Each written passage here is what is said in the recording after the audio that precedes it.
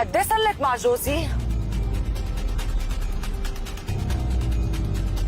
أنا وكريم تعرفنا على بعض قبل ما أعرف إنه هو جوزك.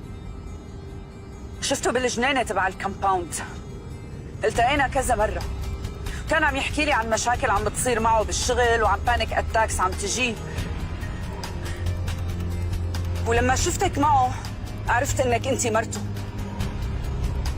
والله؟ وبعدين؟ لهون تمام. جريت. ولما عرفتي انه جوزي، لما عرفتي انه جوز رفيقتك، شو عملتي؟ تفضلي يا ملاك. ما عملت شيء، حبيته بس خفت وبعدت. بعدتي؟ يعني هربتي وهو صار يركض وراكي، ما انت تروحي وهو يلحقك. لا مو هيك. هاتي لنشوف، صلحي لي. أنا وكريم حبينا بعض وحاولنا إنه نبعد بس ما زبطت معنا، وهو اجى لعندي وقال لي إنه أنتوا رح تتركوا، إنه أنتوا عم تتطلقوا بسببك. لا مو صحيح ومو بسببي. أنتوا وكريم كنتوا رح تتركوا بعض فيه وببلاي. أنتوا ما كنتوا مناح أصلا مع بعض. اكيد طبعا بدك تقولي هيك مشان تريحي ضميرك.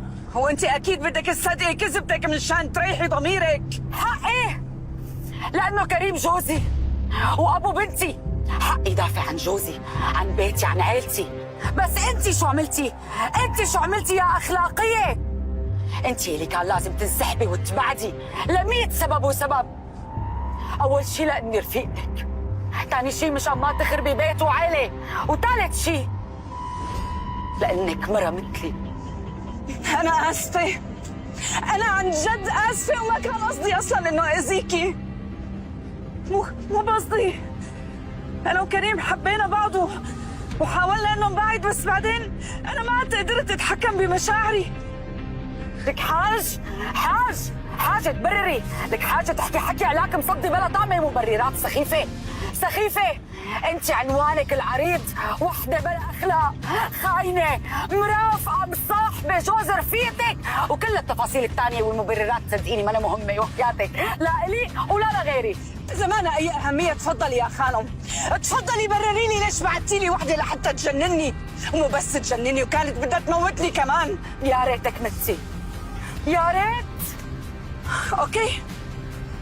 اوكي ما صار شيء.